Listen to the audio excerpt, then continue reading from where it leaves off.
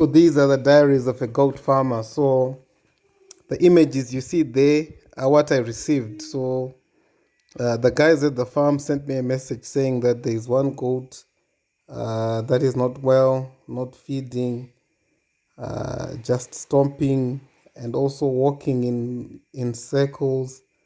And they sent me these pictures. So I was concerned because we have been doing all the necessary vaccinations. So I decided to go to the farm. So that's me driving to the farm, trying to get there early so that we could see what's happening. It was a very nice sunny day there. So in my mind, I was thinking what could actually be happening. All our goats, we have given them healthy kidney. We are spraying them weekly to prevent heart water. So I wasn't sure what's happening. As I get to the farm, the first thing I do is inspect the loosened field. Remember the one that we used our manual planter, as you can see. It's coming up nicely. And I think the rest of the field, they just broadcasted the seeds, and that's how you see them like that. So the crop is doing okay. The yield isn't as what we had expected, but this should be enough for us and should be able to take us through, until for several years now. So you can see that even on the other side, it's still coming up. It's not really at the same level. And then a few moments later, I'm now just getting to the farm. And now, as you can see, the goats are coming back from grazing. And it was starting to show signs of rain. And I'm just amazed that the goats just decided to now walk up by themselves. They know they don't like rain. So if they just see that it's about to rain, they just start walking up.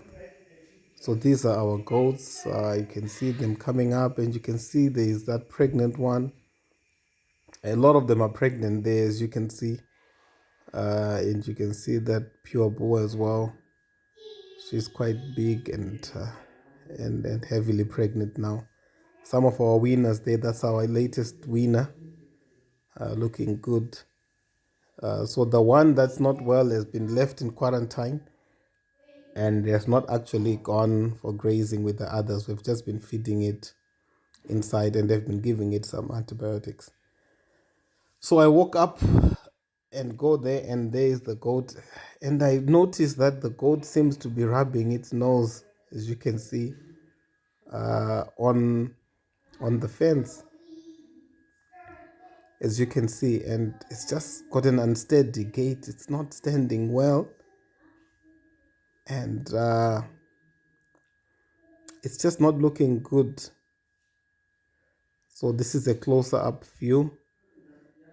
So I did some research when I was still in Harare before I went, and some of the vets were saying just also inspect the nose, because sometimes they can get that nasal worm, which causes it to have mucus on the nose, and this can lead to irritation, and then it can actually cause these problems, and then it doesn't feed well, and then it gets weak.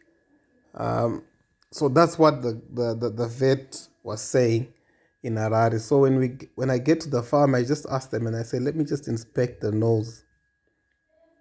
So you can see there's a nasal discharge there on the nose. So luckily I got a dewormer. So you can see that's me withdrawing the dewormer. That's one thing that we hadn't done.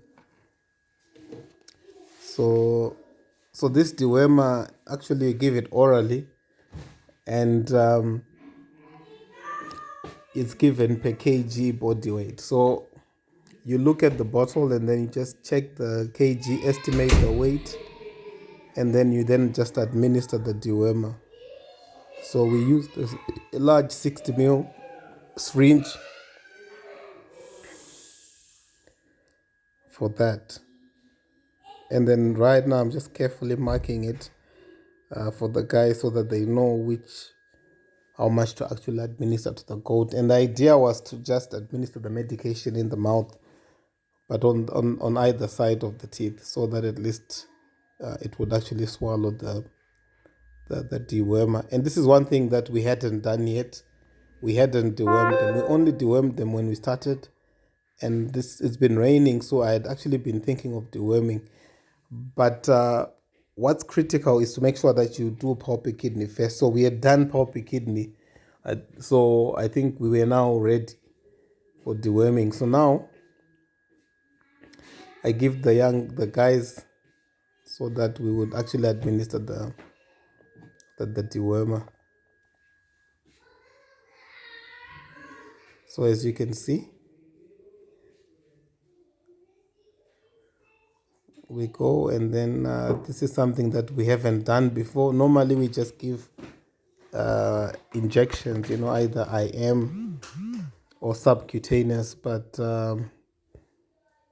this time now we are actually administering it orally. So the guys are trying to do that, and I think right now we are just going to give. So it could also be other, even though I'm thinking that this is nasal worm and you could see it, but there could also be other, liver flukes, other worms that could be contributing to this. So this dewormer is good because it just affects both the nasal worm and even other parasites that are actually found within the goat. So, and this is something that we were actually preparing to do.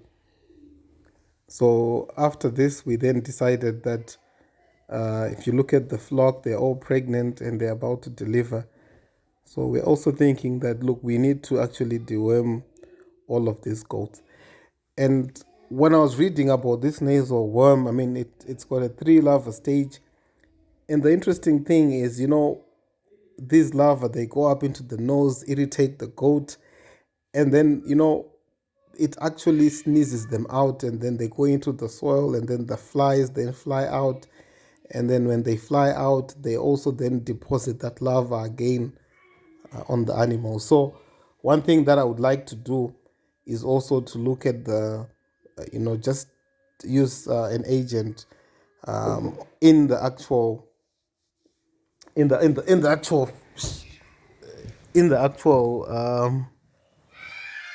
goat house. I think I'm thinking of using lime so that all those larvae and things like that can also be killed.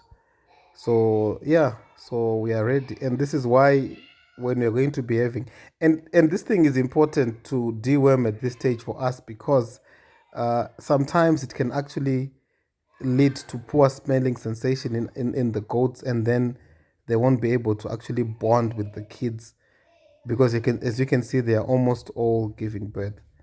But thank you for watching. Subscribe to our channel. These are the diaries of a goat farmer.